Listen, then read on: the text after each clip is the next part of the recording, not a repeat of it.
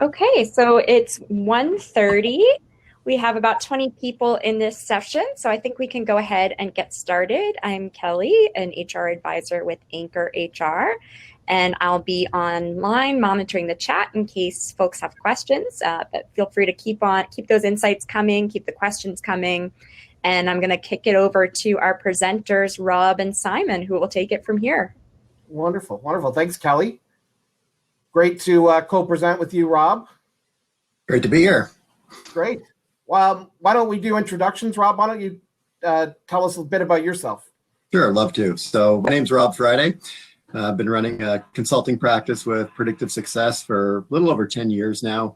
We focus on the talent optimization space, so using data assessments and software to help organizations learn more about their teams, their people, hire more efficiently. And my passion's really helping companies unlock the true potential in their people by understanding what makes them tick. Great, great. And I'm Simon Parkin. I am the founder of the Talent Company. Talent Company, we've been around for about 10 years, and we do everything from recruitment, compensation consulting, career transition, executive coaching, leadership development, a whole host of things. My forte, my past in corporate was as a global head of talent acquisition, and I'm still an advisor to many clients around the globe on their talent acquisition practices. So that's still my passion and my energy, and probably why Pauline introduced me to Rob to co-present this. Fantastic. Looking forward to our conversation here. So I put together a few slides, or Simon and I put together a few slides for today, talking a little bit about the new reality. So how has recruiting and hiring and talent acquisition changed really in the last 10 or so months? And I think this is kind of where Simon and I can have a bit of an interesting conversation back and forth. We both released books over the last couple of years. Mine was Talent Optimizer, the tagline being why some companies always get great people. The thesis in that book was really about how many companies hire backwards. They focus on skills without getting into the things that really drive long-term fit and performance, like culture fit and behavioral fit. Simon, why don't you give a quick little tagline about hiring right? Great. I did Hiring Right. It's actually my second book, and it's really an overview of my experiences when I was corporate, and then over the past 10 years as an advisor to companies on where companies should look at where they can be more effective and improve the way they hire. Love it. So thinking about 2021 and beyond, about how hiring has changed, I put together a slide here just about the different steps that a company should think about, or the different things that they should consider as they go through recruiting in today's environment. So figured we would put up a few of these bullet points and follow along here as Simon and I chatted about some of the different things that we see. So just to get us started, one of the first steps is always defining what are you looking for. And I think a lot of companies skip this or don't do it quite well enough. One of my clients came up with an idea for the candidate muse, where they actually describe the ideal candidate in a way that's very specific, with very specific language, and then circulate that document around to their network in order to try to see who might fit that mold based on what they're looking for. So that was my first tip, but Simon, I want to pass it over to you. No, and I love that. To me, the understanding of what you're really looking for is so critical. It's also important to be realistic about the talent in the market. So, we go into so many companies and they've got all these open positions that have been open for months and months and months. And when you really look at what they're looking for, there's either just a handful of people in the entire marketplace that have that skill set, or nobody. So, there's a mindset out there. Let's put together a wish list and recruit. But, this is where HR and talent acquisition professionals really need to give that insight, saying, hey, listen, what's the most important on your wish list of 10? Because you're not going to find somebody with all 10 of the skills and behaviors and experiences you're looking for. Yeah, I would definitely echo that. Be very specific. I always find that people come up with a long laundry list of things that are wishful thinking, but if they're not specific in what they're looking for, a lot of times people gloss over that. They don't really have that idea of, oh, you're looking for the person with this specific skill or this specific behavior that's actually the best that I know, and that causes them to think about that. And then Rob, even, you know, in the last 10 months, you know, what we as organizations are looking for might be a bit different, just from the working remotely, working more independently, personal accountability. You know, there's so many organizations now that are recruiting and hiring without meeting a person face to face in person for the very first time. So, you know, just really understanding what is what you're looking for in the new reality is also critical. Yeah, that ownership and that culture fit piece, you know, maintaining culture when people are working remote. How do people learn about the culture of an organization, and how do you distill? That's been another topic of interest, specifically with clients. You know, really defining those key attributes of the values and things that matter for the organization, and make them very specific again. Next step was sourcing candidates. So what are you seeing out there in terms of how companies are sourcing differently these days? So, you know, to me, it's fascinating because there's this mindset in the market in a lot of organizations that it's an employer-driven market and there's a lot of candidates available. And it's what I'm seeing, it's still very competitive. Great talent is always hard to find, and organizations still need to go out and hunt and direct source their talent. You know, anybody who knows me knows my hate for post and pray. You know, post the job and pray that, you know, somebody looks at your posting and takes the time to apply. To me, organizations that are successful these days, they're going out and finding the individuals. And, you know, what the other thing we're finding too is we're seeing more people turning down offers. And I know offers is at the other end, but candidates are they're dipping their toe in that job seeker market and testing it out. And what we're seeing is candidates are going through the process with companies. They actually get offered, and then there's a bit of they're scared. They're scared with what the realities are. They're scared to change organizations. Obviously, if people are active job seekers and not working, they're more likely to accept your job. But people who are currently in a job right now, organizations really need to spend more time on the wooing of candidates as part of the sourcing. Yeah, I would definitely echo that. I've heard a few clients mention that there's been an uptick in, you know, situations where you do get them through the candidate process and they haven't thought about that wooing stage or made it really explicit about why this is going to be a valuable move for the person. Sometimes they get the offer and then don't necessarily follow through on it. Only other tip I wanted to add with sourcing candidates, one of the things I've seen some of my clients starting to do is create these talent communities. So have a space on the careers page that the person can leave their email and just get an occasional update once a month about new opportunities. You know, and included with that would be some of the culture events, things that make the company unique, just to help the candidates that are out there that might be interested in making a change at some point stay in touch with the business and learn a little bit about what the company's all about. Next stage, application and assessments. This is part near to my heart, obviously, getting that data up front, understanding what are all the opportunities that someone might find passion in within your organization. We actually recommend doing that right at the beginning of the recruiting process so that you can, in some cases, if the person looks like a good culture fit, explore other opportunities if maybe they didn't get the first job that they might have applied for. So that also helps reduce bias and creates a bit more of a fair playing ground, we found when recruiting. Love to hear your comments on that, Simon. Yeah, no, and I see two extremes in the market. You've got organizations that don't do anything on assessments, and I'm a big fan of assessments when they're used appropriately. And to me, it's providing greater insight into candidates. And these days, again, where the process isn't ideal and you're not meeting a person face-to-face in person, the more insight you can get about a candidate through other means, the better. And then we see other organizations where they've gone all in on assessments, and that's what they use as a decision maker, which we always warn about, because that greater insight allows you to probe and dig deeper with candidates in those areas that might have been flagged in the assessment. Yeah, never suggest that it's a replacement for an interview. It's a screen-in tool. Right person for the job, but the right job for the person is one of my favorite sayings, and was actually part of the original mission of our organization. Selecting candidates. So, when you do get to the point where you've done the resume screen, what are the things that stand out for you, or that you found work best to help you shortlist?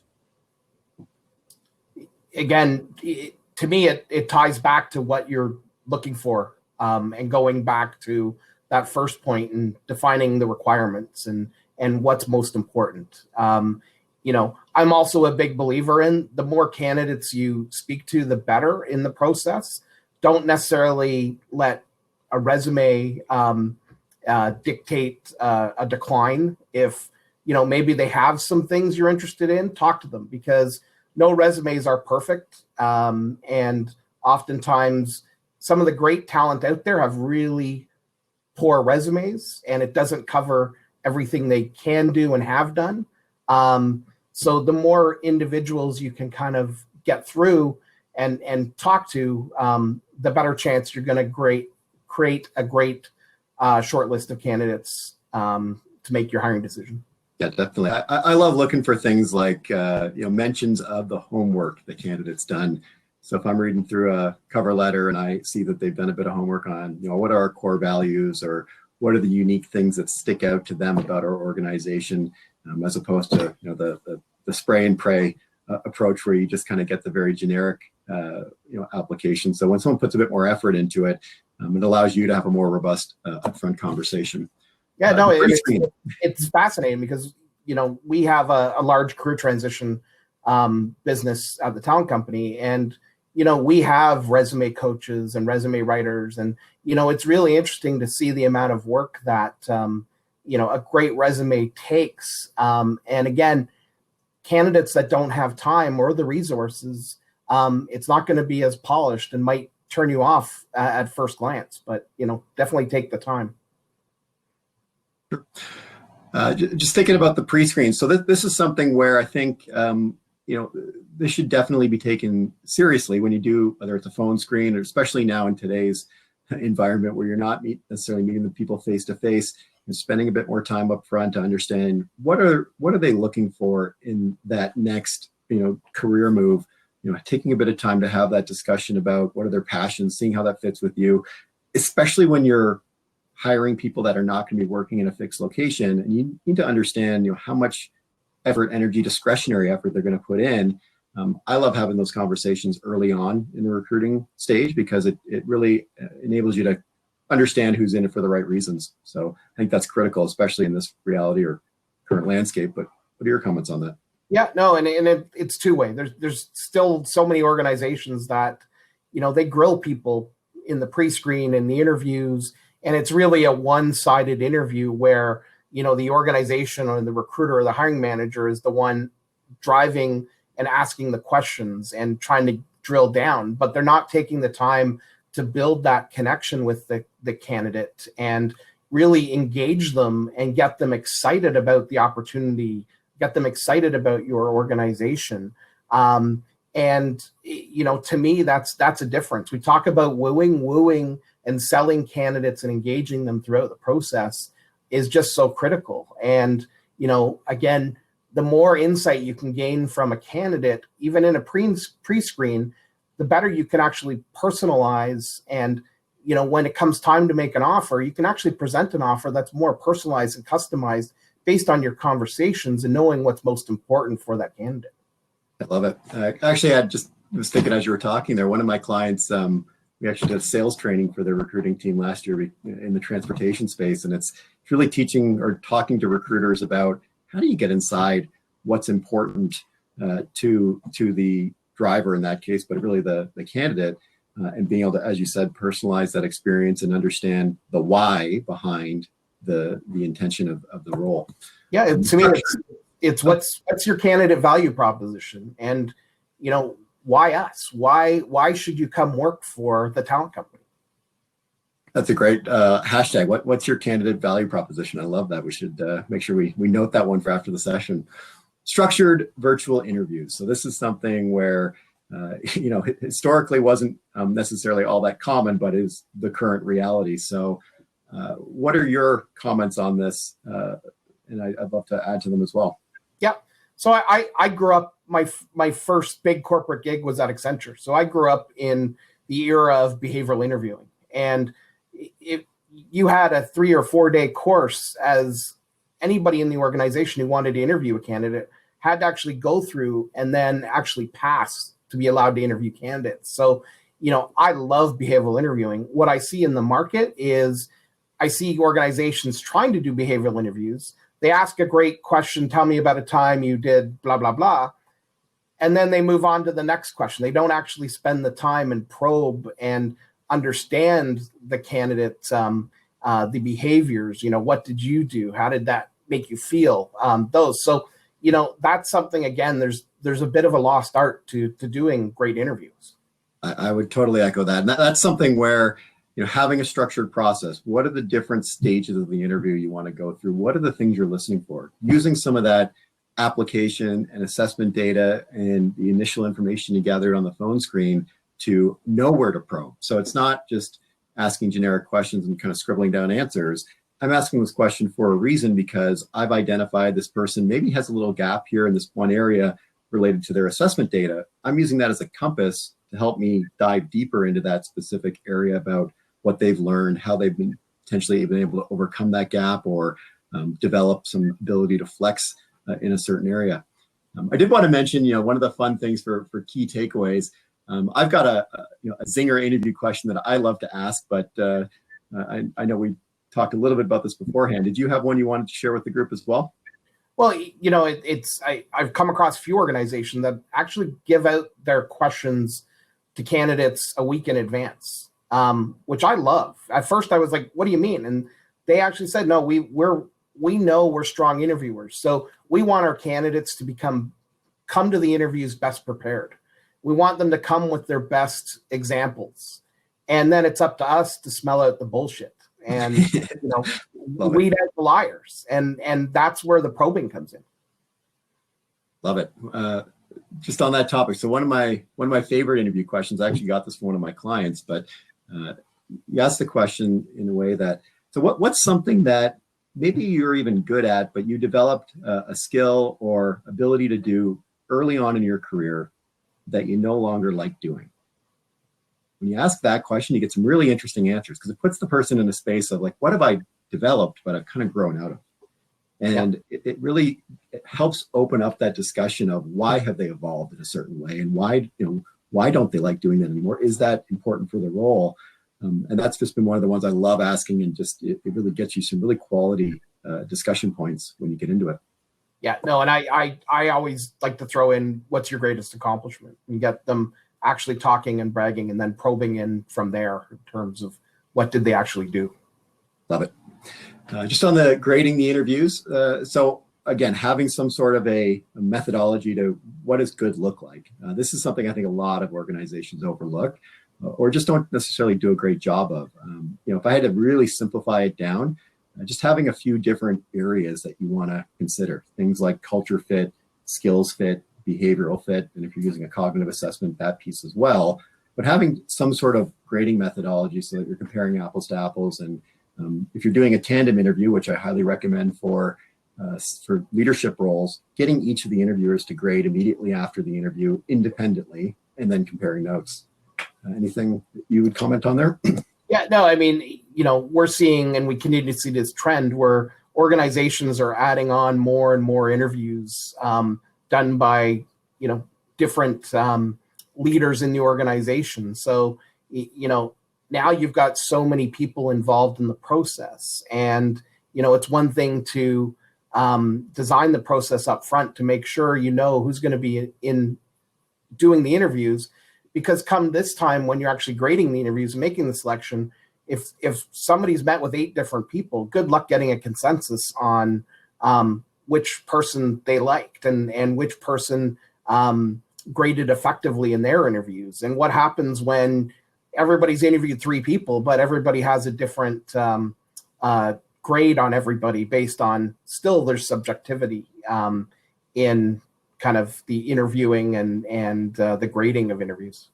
Yeah, it all boils down to believability, right? If we get that data and you start seeing a track record of success with certain people grading certain areas of the interview, it just helps you get more data as an organization, and you can become better equipped to hire top talent. I know this is something that you commented on, so I'll let you open up the door for what do you think makes for a good way to extend an offer to a candidate?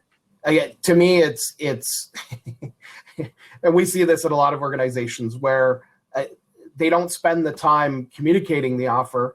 They send an offer package to an individual, and the offer letter is 2 pages, and then there's a whole manual of all their policies and everything you shouldn't do that will get you fired. So it's looking at the offer process as this is sales. You need to close this candidate. So what's it going to take to close this candidate? And it's making that connection that hopefully you've been doing throughout the process and personalizing that offer. If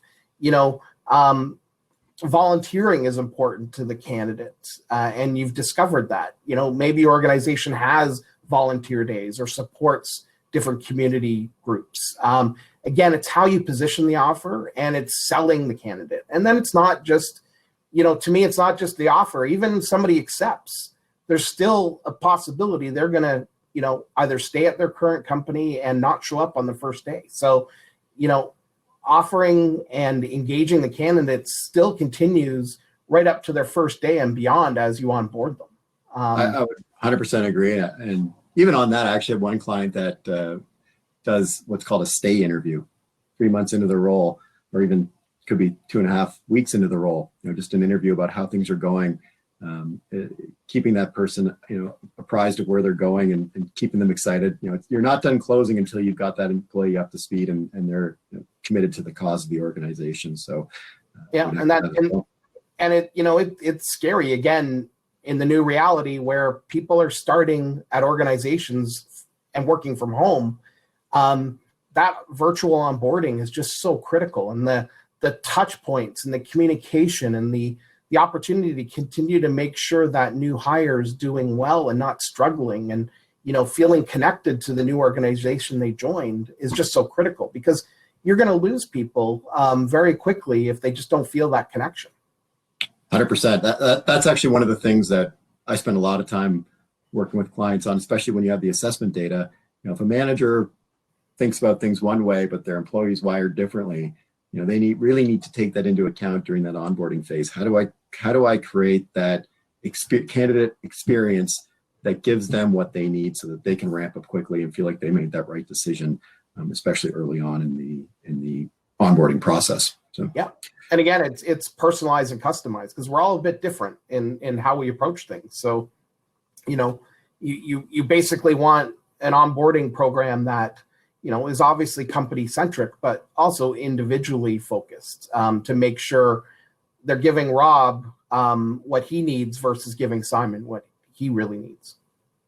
At the end here, I figured what we would do is open up the floor for some questions. I noticed a few people in the chat. I've been trying to keep an eye on it as it's been going by, but would also love to hear from others if you've got a great interview question that you've asked that you found to be particularly insightful. Feel free to drop that in the chat box as well. I know we got a lot of smart people here, and I find that these are the sort of events where I can always learn from others just as much as I can share what I've learned. So would be happy to field some questions or share some other insights. I see here I see that question on insights about negotiating salary. And to me, again, that's the more information you have up front and you're communicating with candidates throughout the process on, what their salary expectations. And again, Rob, if we were to hire you and we were to give you, $200,000, is this what you're looking for? So it's making sure those conversations are ongoing and that you understand what Rob is really looking for. And it's making, to me, an offer needs to be a win-win. Yeah, I would definitely agree with your comments there. The other piece just being doing your research and homework. How many organizations go out there to try to hire a certain skill set without knowing what the market rates are, especially in different regions for those skills and what they're looking for. I know in today's reality, you can often hire people in different areas. I've got a couple of clients that are 100% remote. It's actually kind of neat. We jump on conference calls or in 6 different time zones from around the world, and they've been incredibly effective at being able to find people with skill sets that are often difficult to find here in Toronto, but they can outsource it and get it overseas or in other areas. So doing your homework on the business side, and then if you're on the candidate side, also understanding what is it that you're going to bring to the table. What's the why behind what you're trying to deliver to the organization? And it's also, let's look at beyond the pandemic when, life sort of gets back to normal. So many people, have adapted to working from home. Now there's people like me who have zero interest in working from home. And that's why we still come into our office every day, because we don't like our screaming kids. But, there's a lot of people that have already adapted. So they're going to be looking for opportunities that they can continue to work from home. So organizations need to be prepared for those discussions with candidates. It's one thing that, great, we're working virtually now. What happens in a year? What happens in 2 years? Yeah, the why behind it. I see here's another question about any trends in attracting talent in the tech space, how to beat, the FANG names, so to say.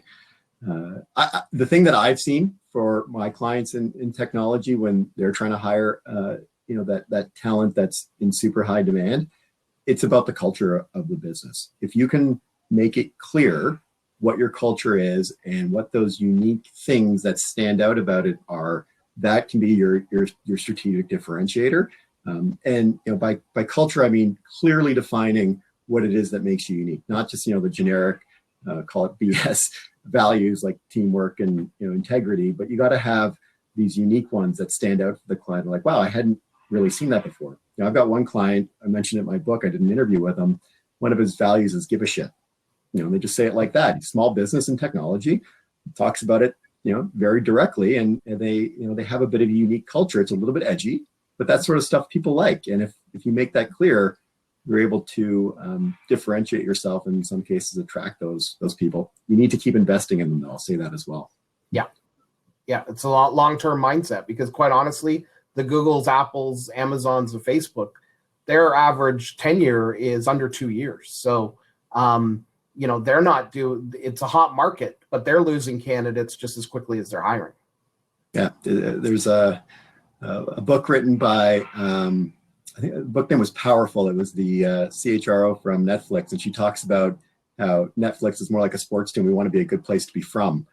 And they understand that people are going to leave pretty quickly, but that's just their culture. But again, it goes back to making it explicit. Patty McCord, thank you, Carolyn.